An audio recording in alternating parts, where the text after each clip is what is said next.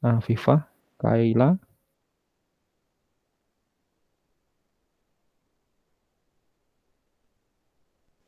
Tidak ada Google Meet. Oh, enggak ada. Ya sudah, ini sudah 3 ya. 3. Oke, jam 10:33 ini kita mulai saja. Sambil menunggu yang lainnya. Saya mulai dulu ya. Assalamualaikum warahmatullahi wabarakatuh. Selamat siang untuk ya semuanya yang sudah bergabung di kelas ini 12 MIPA 3 ya. Untuk kesempatan hari ini kita melanjutkan materi minggu lalu. Minggu lalu kita sudah sampai di medan magnet ya, medan magnet di sekitar kawat lengkung. Nah, bagaimana kalau kelengkungannya itu atau kawat lengkungnya itu ada banyak dan itu menjadi satu rangkaian. Maka nanti lengkungan itulah yang kemudian disebut sebagai solenoida, gitu ya. Kalian pernah melihat pegas, nah itulah solenoida. Bentuk itu solenoida, gitu ya. Nah, jadi ini materi kita di kesempatan kali ini adalah medan magnet di solenoida dan nanti kita lanjutkan sampai ke gaya Lorentz atau gaya magnet. Jadi ini adalah medan magnet di solenoida. Nah, ini ya, medan magnet di solenoida. Nah, gambarannya untuk solenoida berarti ini ada kawat atau penghantar, kemudian dililitkan ini ya, dibuat lilitan.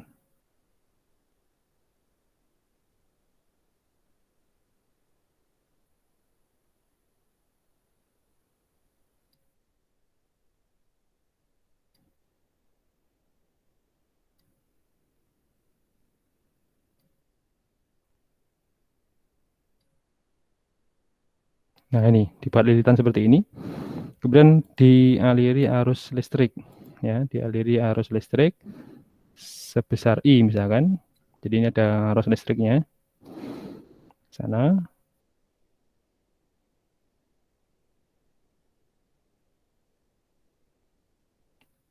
Nah ini ya, jadi ini arahnya ke sana. Mengikuti aturan tangan kanan nanti untuk menentukan arah medan magnetnya. Jadi 4 jarinya menggenggam, kemudian ibu jarinya lurus. Nah, arah ibu jari ini nanti adalah arah arus, arah medan, arah arusnya, arah ini ya, arah arusnya menggunakan 4 jari yang menggenggam, gitu ya.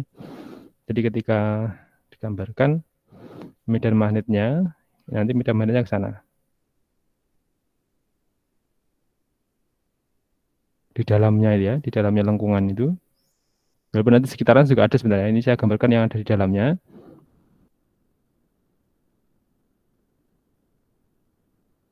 Nah, ini ada medan magnet B. Ini ya, ada medan magnetnya B.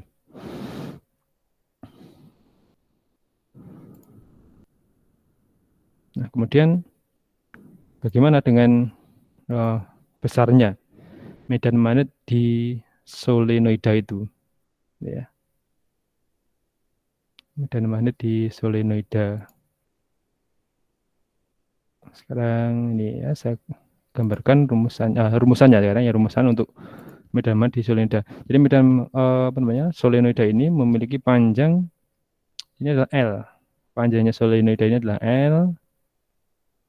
Kemudian jumlah lilitannya ada sebanyak N. Jadi N ini adalah jumlah lilitan. Maka medan magnet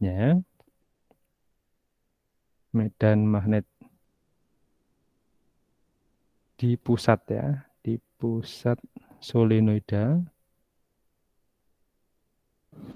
Medan magnet di pusat solenoida itu nanti dirumuskan dengan B ya, jadi dirumuskan dengan B sama dengan N mu 0 I per L, gitu ya. Hampir mirip ya, mirip dengan persamaan ketika medan magnet di lingkaran ya. Medan magnet di sekitar lingkaran itu kan N mu 0 I per 2A, gitu ya. Nah, ini kalau di pusat ya, tengah ini. Bagaimana kalau di ujung-ujungnya itu, ujung-ujung solenoida. Nah, untuk di ujung solenoida nanti rumusannya nilainya lebih kecil dibandingkan dengan ketika di pusat itu. Jadi ini ada medan magnet di ujung.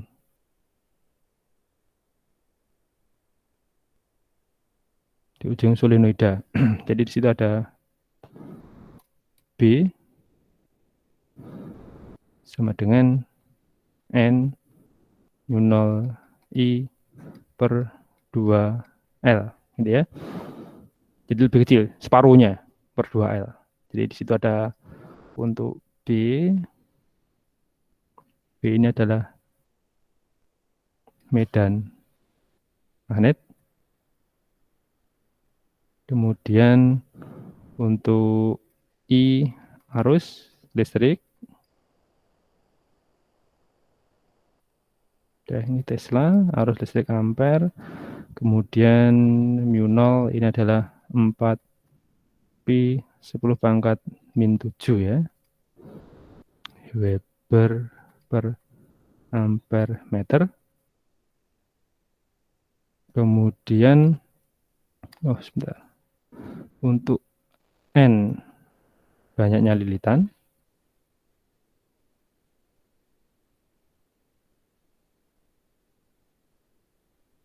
Kemudian L panjang ya.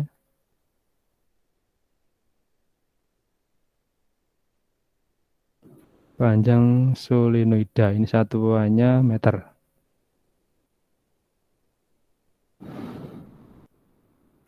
Oke, satuannya meter. Jadi itu adalah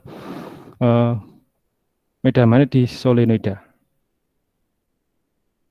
Oke, selamat bergabung untuk yang baru bergabung. Jadi kita sudah membahas untuk hari ini sampai ke medan magnet solenoida.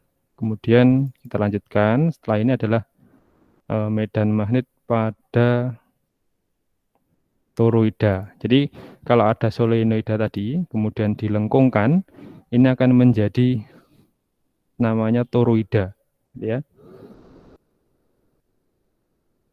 Nah, seperti apa gambarnya ini? Saya akan menggambarkan toroida. Jadi sekarang medan magnet di toroida.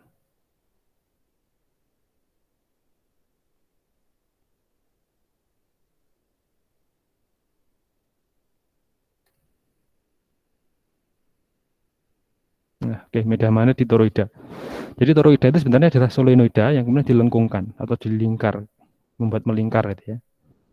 Jadi ini, nah ini ya. Kalau solenoida tadi kan lurus.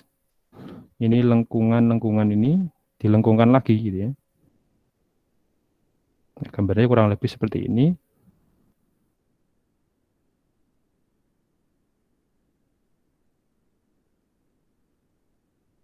Sana ya. Jadi ini membentuk bentuknya menjadi lingkaran ini. Seperti ya, seperti apa ya? Seperti donat itu ya. Donat itu kan torus, toroida. Bentuk torus seperti donat. Nah, ini ya, bentuknya seperti ini. Nah, ini dialiri arus listrik I. Nah, ini kemudian ini membentuk lingkaran nih. Jadi lingkaran ini memiliki jari-jari efektif. Jadi R efektifnya seperti ini, dari pusat lengkungan ini ke tengah-tengahnya kumparan itu ya. Kemudian di situ ada jari-jari dalam. Jadi ini ambil yang dalam. Permukaan ini yang dalam ini, jadi R dalam. Kemudian ini ke sana R luar. Sana adalah R luar. Nah, oke, itu adalah untuk toroida. Lalu hubungan antara R efektif dengan jari-jari luar dan jari-jari dalam. Jadi ada R efektif, ini adalah RD plus RL dibagi dengan 2 gitu ya. Lalu bagaimana dengan medan magnetnya? Jadi medan magnet di toroida nanti adalah dirumuskan sebagai B sama dengan N mu 0 I per 2 pi kalikan R efektif ini ya. 2 pi R efektif ya. Coba perhatikan rumus 2 pi R efektif. Ini kan keliling lingkaran. Ya, keliling lingkaran yang lingkarannya yang saya gambarkan putus-putus warna merah ini. Kalau kita luruskan ini, sebenarnya keliling lingkaran itu sama saja dengan panjangnya solenoida ini ya, L itu. Jadi sama, rumusannya sama sebenarnya, hanya saja besaran yang diketahui itu kan jari-jari. Jadi untuk mencari kelilingnya, panjangnya lilitan itu ya kita mencarinya menggunakan keliling. Yang kelilingnya menggunakan persamaan lingkaran 2pi R ya, 2pi R. Atau itu persamaan keliling lingkaran 2pi R. Jadi sama. Ini ya. Jadi ini solenoida per L, kemudian kalau toroida per 2pi kalikan R efektif. Jadi ini sebenarnya adalah keliling lingkaran yang berwarna merah itu, saya putus-putus gambarnya. Nah, kemudian keterangannya ini untuk bagian-bagiannya atau besaran-besaran yang dinotasikan itu, yang B ini medan magnet ya, seperti biasanya B adalah medan magnet, disatuannya Tesla. Kemudian ada N, banyaknya lilitan.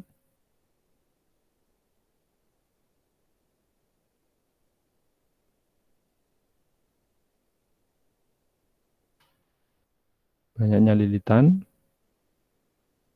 Kemudian ada lagi di sini adalah ini apa itu? Mu0 ya. Mu0 ini adalah 4pi kali 10 pangkat min 7 Weber per ampere kali meter. Kemudian ada I kuat arus.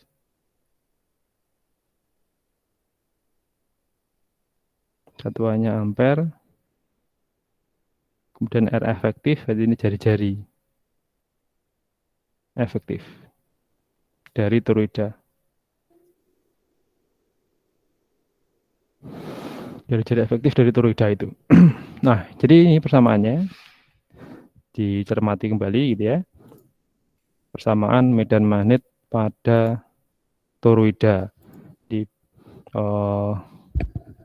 B sama dengan mu N kalikan mu0 I per 2pi R efektif.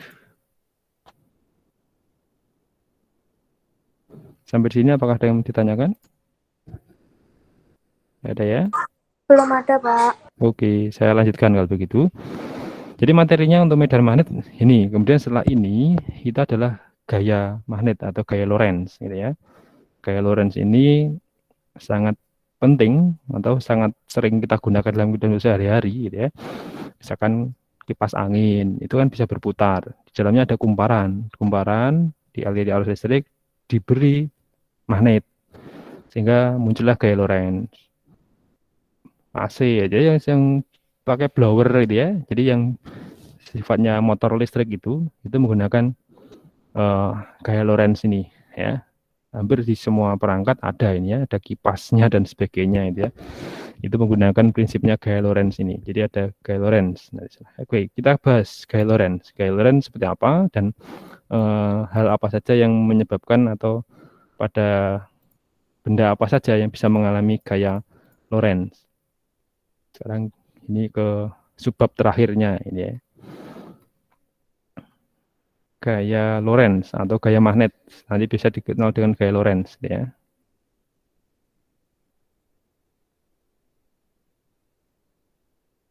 Gaya magnet. Gaya magnet berarti ini adalah gaya yang dialami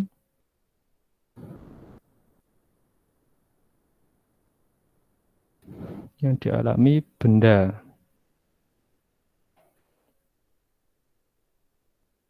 bermuatan listrik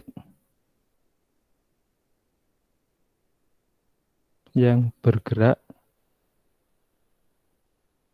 di dalam medan magnet atau penghantar berarus listrik dalam medan magnet.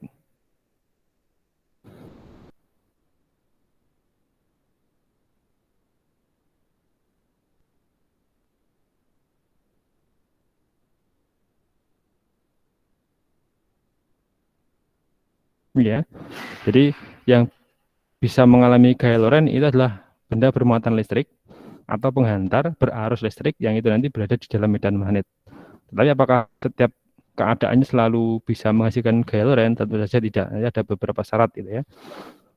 Kapan akan bisa muncul gaya Lorentz, kapan nilainya maksimum, dan kapan nilainya minimum. Nah, jadi sekarang kita mulai dari gaya Lorentz pada benda bermuatan listrik.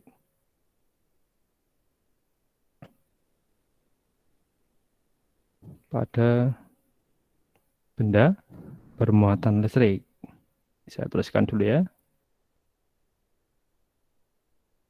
Oke, sekarang ini ya. Jadi misalkan ini ada saya gambarkan medan magnet yang homogen dalam suatu ruang. Saya gambarkan tanda silang ini berarti arah ini adalah masuk bidang gambar gitu ya. Masuk bidang gambar, ini juga masuk bidang gambar.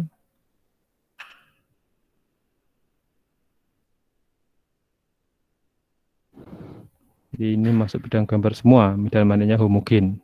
Jadi arahnya semuanya sama, besarnya sama. Ini adalah B. Nah, kemudian di dalam ruangan ini yang bermedan magnet itu ada benda bermuatan positif. Ini saya bahas dulu yang positif ya. Yang positif nanti juga ada yang negatif. Ini bergerak dengan kecepatan V ke kanan. Nah, maka ketika benda bermuatan positif ini diamati di dalam medan magnet, ternyata dia mengalami gaya Lorentz yang arahnya ke atas. Ya, jadi pengamatan ini kemudian disimpulkan bahwa arah gaya Lorentz untuk benda bermuatan positif itu nanti sama dengan aturan tangan kanan atau menggunakan aturan tangan kanan untuk menentukan arahnya. Jadi kalau misalkan digambarkan, kalian nanti dicoba jari-jarinya dibuka, jari-jarinya apa namanya, telapak tangan ini dibuka.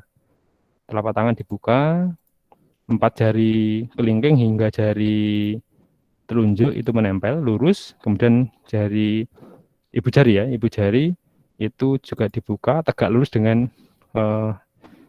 jari telunjuk. Nah, ini saya gambarkan. Ya, sederhana gitu aja ya. Oh, kok lurus gitu aja. Oke, saya gambarkan. Misalkan ini habis itu kelingking, ini jari manis, ini jari tengah, gitu ya. Jarinya besar-besar, lumayan lah. Gak gemuk berarti ini ya. Nah, ini ya, aturan tangan kanan. Jadi ini tangan kanan, telapak tangan kanan. Jadi kalian buka tangannya, 4 jarinya, 4 jari selain ibu jari itu menempel satu sama lain. Kemudian ibu jari tegak lurus dengan jari telunjuk. Nah, ibu jari ini nanti adalah menyatakan arah kecepatan dari benda tersebut. Kemudian yang 4 jari atau banyak jari ini adalah arah B, medan magnet. Banyak jari, berarti B. Kemudian telapaknya ini adalah arah gaya. Jadi gaya Lorentz-nya ini tegak lurus telapak tangan, gitu ya. Ini tegak lurus. Ya, tegak lurus telapak tangan. Jadi ini ada muatan V, maka dia akan mengalami gaya Lorentz seperti itu. Ini untuk muatan positif. Bagaimana untuk muatan negatif? Nanti kalau muatan negatif menggunakan tangan kiri ya. Jadi ini muatan positif. Muatan positif menggunakan aturan tangan kanan.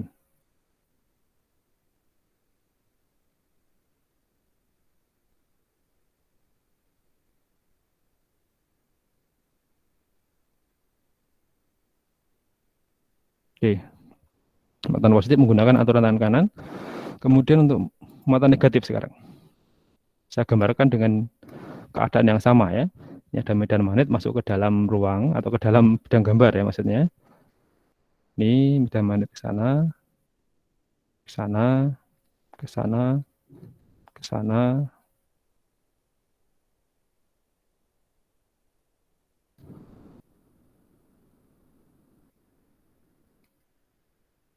Oke, ini ya. Jadi ada medan magnet masuk ke dalam bidang gambar atau menjauhi kita sebagai pengamat. Kemudian di situ ada benda bermuatan negatif. Ini negatif, bergerak ke kanan. Seperti di muatan sebelumnya ya, bergeraknya ke kanan. Nah, kalau untuk muatan negatif, ini menggunakan aturan tangan kiri ternyata. Dia itu mengalami gaya Lorentz itu ke bawah. Ini F. Nah, jadi sehingga hasil pengamatan ini disimpulkan bahwa untuk muatan negatif itu nanti akan menggunakan aturan tangan kanan, aturan tangan kiri ya. ibu jarinya nanti sebagai arah V, kemudian 4 jari itu sebagai arah B, medan magnet. Kemudian untuk ini, untuk apa namanya tadi, telapak ya. Untuk telapaknya ini adalah untuk arah dari gaya Lorentz. Nah ini jarinya misalkan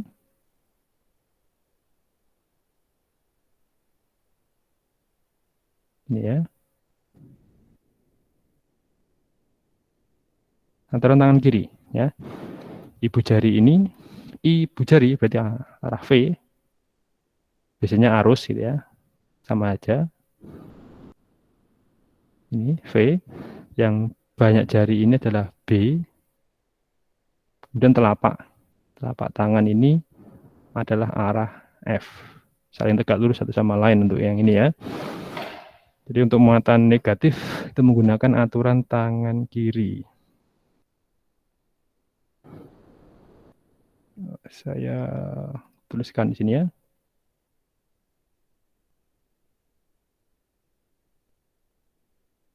Muatan negatif menggunakan aturan tangan kiri. Oke, muatan negatif menggunakan aturan tangan kiri. Oke, sudah seperti ini. Kemudian lalu bagaimana dengan rumusannya gitu ya? Kalau kita perhatikan sini F itu adalah vektor, V vektor, kemudian B juga vektor. Jadi F-nya adalah vektor bergantung pada V dan B, maka operasinya adalah operasi vektor. Operasi vektornya agar nanti dihasilkan vektor, maka menggunakan perkalian silang, cross product. Nah, ini materi kelas 10 ya, nanti dibuka-buka lagi bukunya kelas 10.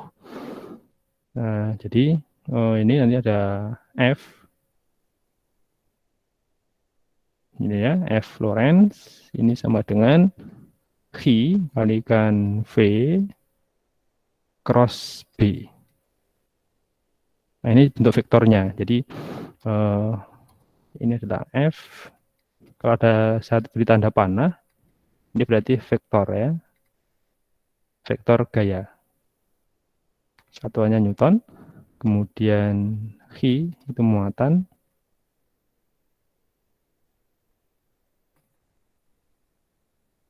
Muatan listrik, Coulomb. Kemudian V, vektor kecepatan.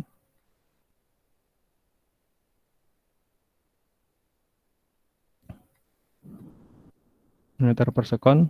Kemudian ada B,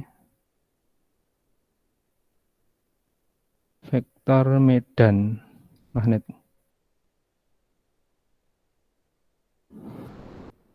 Tesla ini ya. Nah, ini bentuk vektor. Jadi nanti hasilnya berupa sajiannya mutasi vektor gitu ya. Lalu bagaimana untuk mencari besarnya? Jadi kalau untuk mencari besarnya itu nanti adalah ini. Kalau hanya untuk besarnya, jadi adalah F sama dengan Chi V B, tidak ada tanda silangnya itu ya. Karena ini kan hanya skalar, dikalikan biasa nilai-nilai aja. Nah, sin alfa. Jadi di sini ada F, ini adalah gaya Lorentz ya. Besarnya ya, tidak bisa beri keterangan vektor. Besarnya gaya Lorentz, kemudian Chi ini muatan listrik.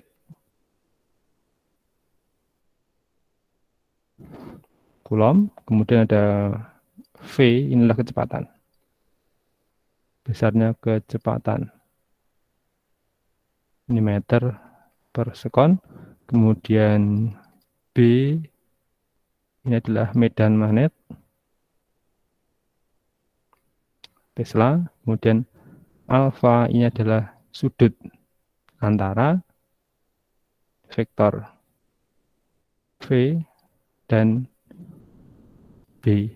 Nah, karena kita menggunakan sinus jadi ya, maka nanti dari situ kita bisa memperoleh kapan F-nya maksimum. Jadi F maksimum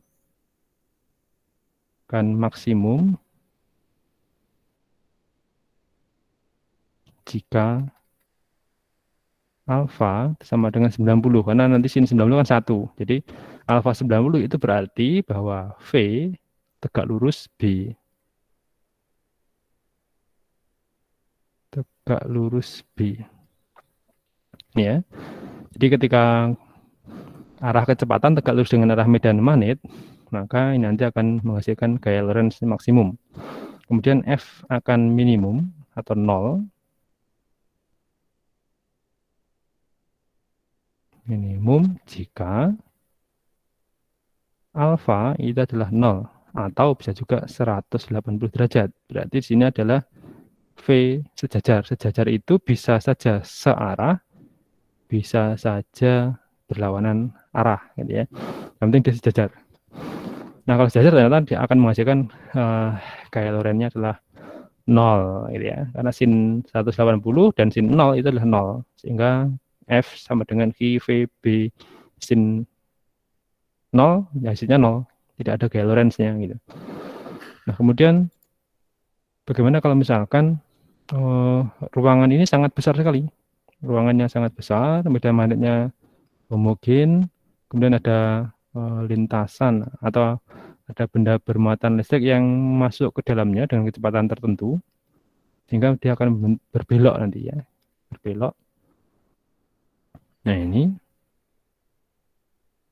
berbelok sehingga karena ini lintasan apa namanya ruangannya sangat besar, maka nanti lintasan yang dibentuk oleh lintasan yang dibentuk oleh benda bermuatan tadi kita akan membentuk lingkaran. Dan kita akan mencari berapakah jari-jari lingkaran dari muatan tersebut. Jadi kalau misalkan ini medan magnet B, arahnya masuk ke dalam, kemudian di sini ada muatan positif. Muatan positif misalkan sini ya, bergerak ke kanan V. Nah, maka dia akan mengalami gaya Lorentz ke atas menggunakan aturan tangan kanan tadi. Nah, ini karena ini belok terus ya, gaya Lorentz-nya akan berubah-ubah arahnya seperti itu. Akhirnya lintasannya ini akan melingkar. Ini ya, akan bentuk lintasan melingkar. Nah, kalau lintasan melingkar berarti kan punya jari-jari. Nah, berapakah jari-jarinya itu yang akan kita cari. Nah, ini adalah jari-jari lintasan. Nanti akan kita cari berapakah jari-jari lintasan dari muatan tersebut ketika bergerak melingkar di dalam ruangan bermedan magnet. Oke, gitu ya. Sekarang saya gambarkan untuk yang muatan negatif. Jadi muatan negatif bergerak ke sana dan kecepatan V berada di medan magnet, maka ini akan mengalami gaya Lorentz ke bawah menggunakan aturan tangan kiri tadi. Nah, kalau ke bawah berarti beloknya seperti itu. Ini akan membentuk lintasan melingkar seperti ini. Nah, ini ya. Kalau tadi kan putarnya ke sana. Nah, ini. Nah, kemudian di sini akan memiliki jari-jari. Kita akan mencari jari-jari R. Ini ya, jari-jari lingkaran. Oke, sekarang kita akan mencari jari-jari lingkaran itu. Untuk mencarinya, menggunakan pengamatan pada gerak melingkar. Jadi kita mengamati atau meninjau gerak melingkar. Pada gerak melingkar, sudah dikenal adanya persamaan sigma F sentripetal sama dengan massa kalikan A sentripetal. Jadi benda bermuatan ini memiliki muatan Q dan massanya M. Misalkan ini muatannya juga Q, massanya juga M. Hanya beda jenis muatannya gitu ya. Nah, siapa yang berfungsi sebagai gaya sentripetal? Tentu saja gaya Lorentz ini. Gaya Lorentz ini kan menuju ke arah pusat lingkaran itu. Ke arah pusat lingkaran. Lingkarannya adalah lintasannya ini. Lintasan yang dibentuk oleh muatan tersebut ketika mengalami gaya Lorentz. Jadi gaya Lorentz-nya tadi adalah P, Q ya, Q, V, B kalikan sin 90. Ini saling tegak lurus ya. Kita ambil yang saling tegak lurus. V dan B-nya tegak lurus. Ini M. Kemudian percepatan sentripetal ini adalah V kuadrat per R. Nah, dari sini ada yang bisa kita sederhanakan, yaitu V-nya. Ini dan ini. Oke.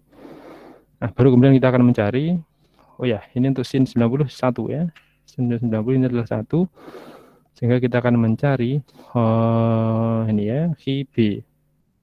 Kita mencari R, sehingga R-nya diperoleh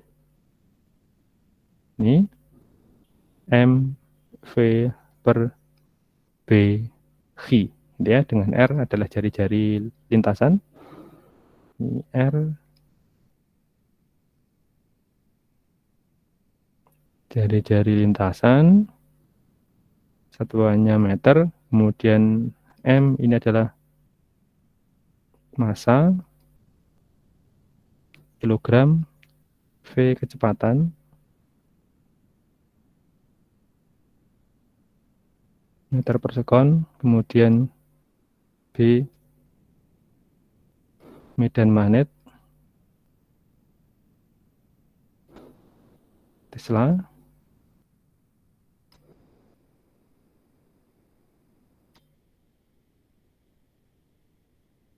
ya, kemudian phi ini adalah muatan,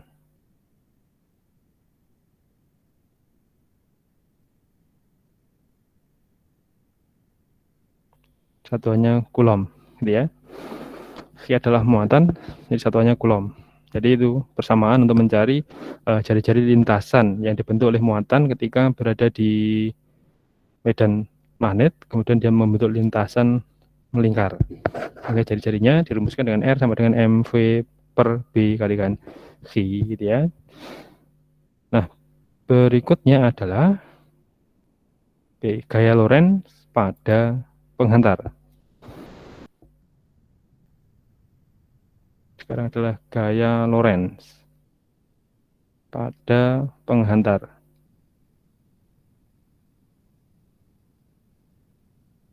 Gaya Lorentz pada penghantar. Jadi ini ada medan magnet arah ke dalam bidang gambar atau masuk bidang gambar itu.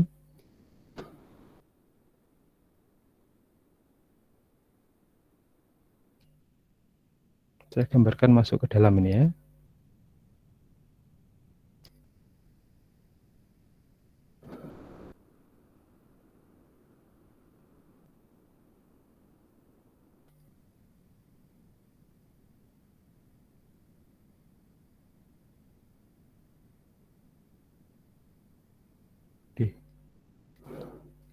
Oke, seperti ini. Kemudian ada penghantar. Misalkan ini ada penghantar atau kawat. Ini saya gambarkan di sini saja ya. Ada penghantar melewati ruangan ini dengan medan magnetnya B. Nah, ini. Kemudian penghantar itu dialiri arus listrik sebesar I.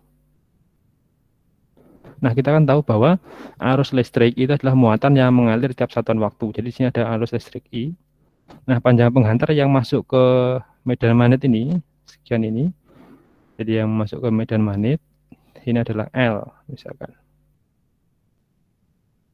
Seperti ini. Nah, berarti di situ kita tahu bahwa di sini ada muatan yang mengalir. Berarti muatan itu mengalir sejauh L. Jadi perpindahannya ya, berpindah sejauh L. Nah, karena ada muatan yang mengalir dalam medan magnet, maka akan mengalami gaya Lorentz. Sehingga yang kita amati seolah-olah ini adalah kawat yang mengalami gaya Lorentz. Ya, jadi sehingga akhirnya disimpulkan bahwa kawat ini mengalami gaya Lorentz. Sebenarnya adalah gaya yang dialami oleh muatan-muatan yang mengalir itu keseluruhannya terakumulasi menjadi satu. Ini gaya Lorentz. Ini kemudian nanti L-nya ini vektor ya, ini vektor perpindahan. Kemudian arah arusnya di situ. Nah, lalu bagaimana untuk menentukan arah medan arah gaya Lorentz itu? Nah, untuk kawat ini menggunakan aturan tangan kanan ya, seperti halnya pada benda bermuatan tadi. Jadi ini seperti ini, kemudian ini jarinya ya.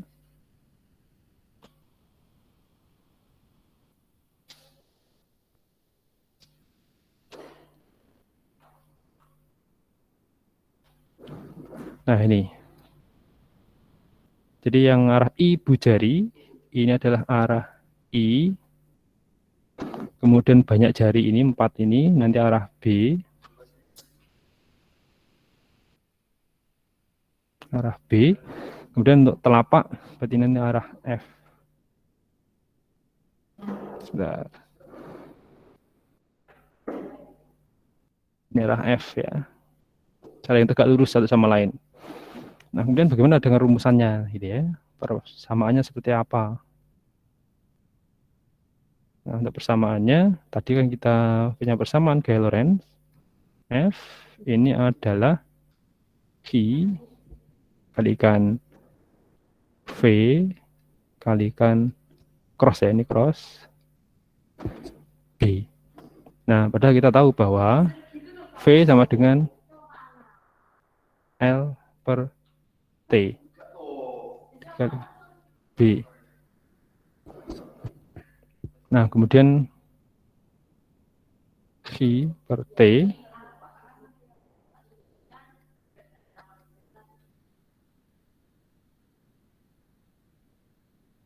nah ini. Jadi ini ada L. Kemudian untuk Q per T kita tahu bahwa Q per T itu adalah banyaknya muatan yang mengalir tiap satuan waktu. Sehingga di sini persamaannya adalah F sama dengan I L cross B. L cross B. Ini ya. Nah, berarti nanti kalau mencari besar ini saja dalam bentuk vektor ya. Kalau untuk mencari besarnya saja, ini sama aja dengan df. Sebentar ya. Besarnya.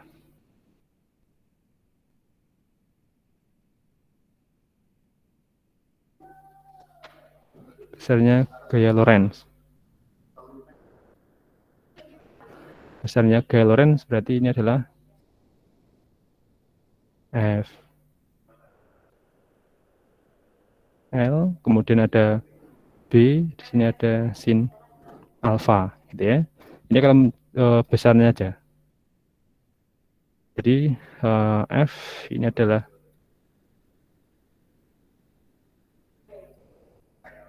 gaya Lorentz. Ini adalah Newton. Kemudian L panjang penghantar.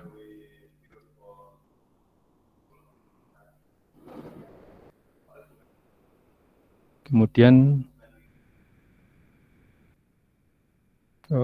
B ya. Ini adalah medan magnet.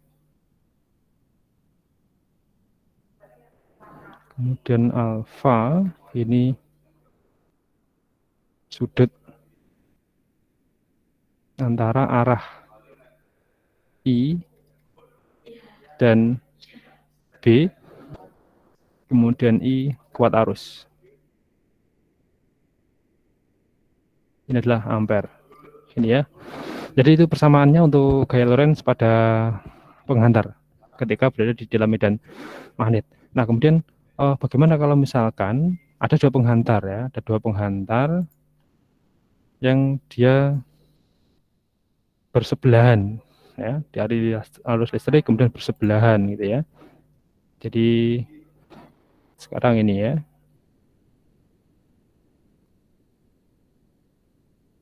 Gaya Lorentz pada dua penghantar. Ini saya membahas yang dua, nanti yang tiga bisa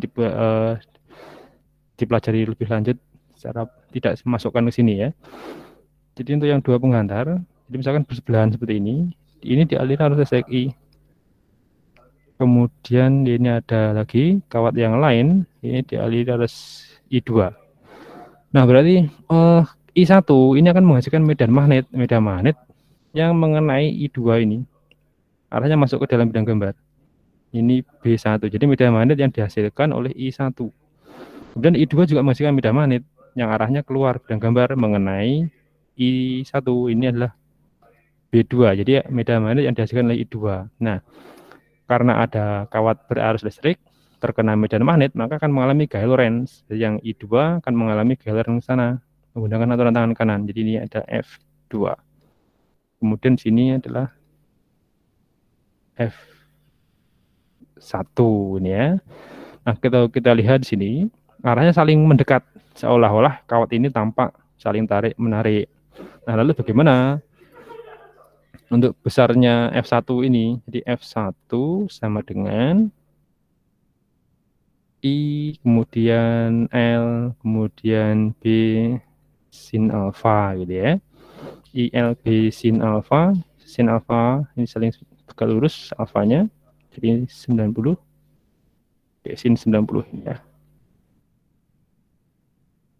Sama dengan I, L, B sin 90. Ya, ini I-nya I1, L-nya L1, B-nya B2. 1, 1, 2. Jadi ini ada I1, L1, B2. Berarti ini adalah I1, L1, B2 ini adalah medan magnet yang dihasilkan oleh I2. Berarti ada apa? U0 I2 per 2 pi A2. Nah ini ya. Lalu kemudian bagaimana dengan F2? F2 berarti ya I2 L2 B1 kalikan sin 90. Ini saling tegak lurus. Jadi ini tersisa tinggal I2 L2 B1. Berarti ini adalah I2 L2 U0 I1 per 2 pi A1. A1 itu berarti adalah jarak antara I1 dan I2. Nah, baik. Ini yang arusnya searah gitu ya. Lalu bagaimana kalau misalkan arusnya berlawanan arah? Nah, ini I1 misalkan ke atas. Kemudian ada I2 ke bawah. I2 ke bawah ini ya. Nah, masing-masing ini akan mengalami gaya Lorentz. Ini B1 ya, B1. Kemudian ini ada B2-nya bisa masuk juga ini ya. Jadi ada B2, B yang dihasilkan oleh I2. Nah, ini akan mengalami gaya Lorentz. Ini ke sana, kiri. Ini F1. Kemudian ini mengalami gaya Lorentz ke sana, ke kanan. Ini F2. Nah, ini tampak seperti tolak menolak gitu ya. Nah, untuk masing-masing besarnya F1 berarti ya I1, L1, B2. Sin 90, saya tegak lurus ya ini. Kemudian di sini ada I1, L1, B2. Kemudian I1, L1, B2 itu adalah U0 I2 per 2 pi A2 ya. Lalu bagaimana dengan F2? F2 berarti ya I2, L2. Oh ya, betul. B-nya B1 ini ya. Sin 90. Kemudian di sini ada I2, L2, B1. Ini ada I2, L2, U0, I2 per 2 pi A. Oh, 1 ini ya. I1. Nah, ini ya. Ini 1. Dah, selesai. Jadi, materi kita di bab ketiga ini sudah selesai sampai di bagian ini gitu ya. Tinggal nanti kan pengembangan ke soal-soal. Untuk pertemuannya akan datang hari Jumat. Jadi kalian ulangan bab 2 ya, masih ulangan listrik dinamis ya. Kemarin belum bisa terlaksana karena masih banyak kegiatan dan lain sebagainya. Ada yang Agustusan dan sebagainya itu ya. Jadi untuk hari Jumat ini kalian ulangan listrik dinamis. Materinya kita lanjutkan hari Selasa. Mungkin nanti soal-soal kemudian sambil membuka di materi selanjutnya, bab selanjutnya ya. Nah, baik, untuk hari ini sekian dulu. Saya siapkan presensinya dulu ya.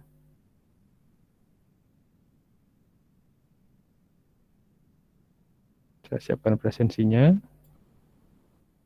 Ditunggu sebentar.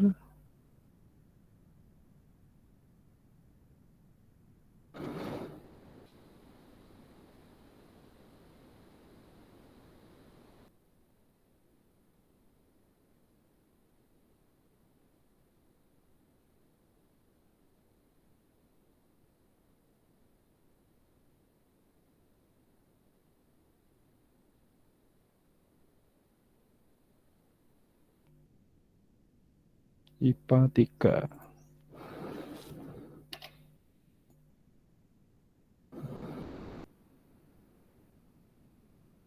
Adelisa.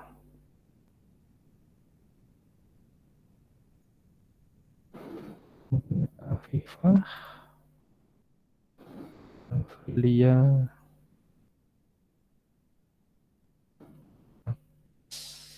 Udah ada. Amanda.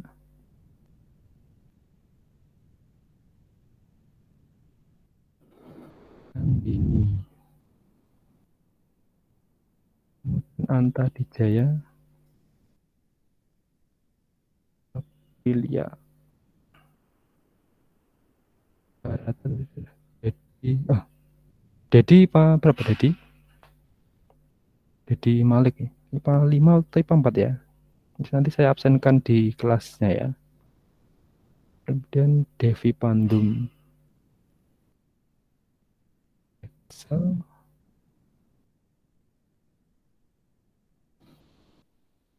Asia. Bisa.